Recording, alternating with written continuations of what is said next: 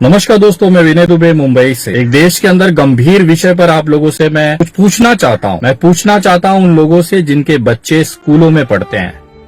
मैं पूछना चाहता हूं उन माँ बाप से जो दिन रात मेहनत कर कर अपना पेट पाल कर एकदम तकलीफों से अपने बच्चों को पाल रहे हैं। लगभग हर राज्यों में अब स्कूल खोले जा रहे हैं। कोरोना का एक नया वर्जन देश के सामने आया है। सरकार एहतियात बरत रही है, लेकिन उसके साथ ही स्कूलों में बच्चों को जबरदस्ती बुलाया जा रहा है। बुलाते समय पेरेंटों से, परिजनों से एक लिखित पेपर साइन कराया जाता है कि अगर आपके बच्चों को कुछ संक्रमण हो जाता है कोविड का, या तो उसकी जिम्मेदारी स्कूल की नहीं होगी।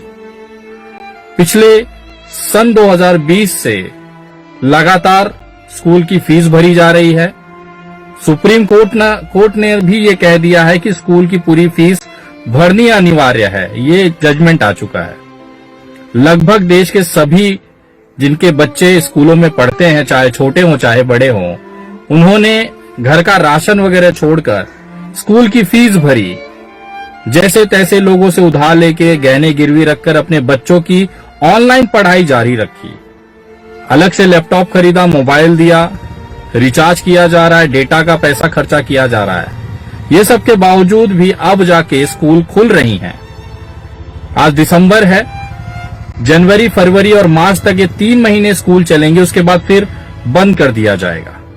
मेरा सवाल है उन तमाम पेरेंट्स से, माता पिताओं से और सरकार से, जब देश के ऊपर इतना बड़ा कोरोना का एक नया संकट आ रहा है, इस दौरान क्या अपने बच्चों को स्कूल भेजना सही है? और सरकारें पता नहीं क्यों किसके दबाव में ये नियम निकाल रही हैं कि बच्चों के लिए स्कूल खोले जाएंगे।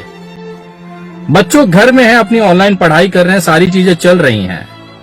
और मैं उन माता पिताओं से निवेदन करना चाहूंगा, अगर आपका बच्चा जिंदा रह जाएगा ना, तो अपने जीवन में जरूर कुछ कर पाएगा।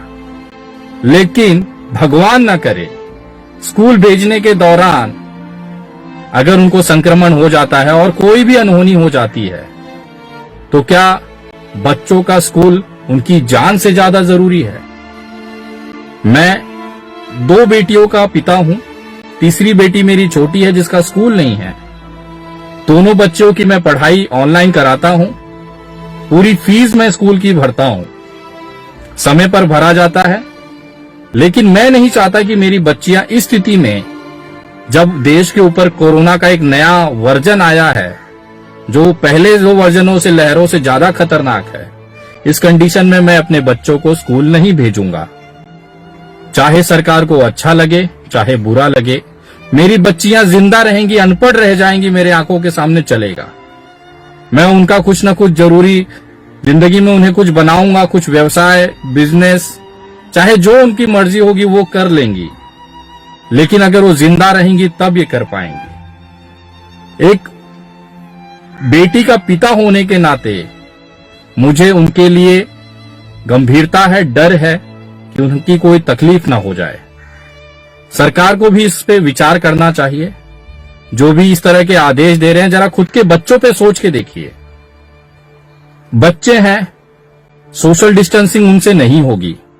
मेरी बेटियां 4 साल 4th क्लास में है, एक 6 साल की है, दूसरी 8 साल की है।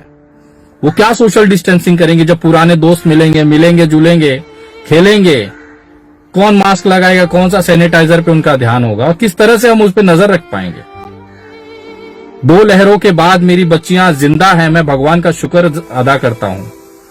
लेकिन इस स्कूल के चक्कर में अगर उनको कुछ हो गया, तो इस धरती पर, इस पृथ्वी पर एक बाप के सामने उसके बच्चे के साथ अनहोनी हो जाना, इससे बड़ा कष्ट, तकलीफ कोई हो ही नहीं सकता है।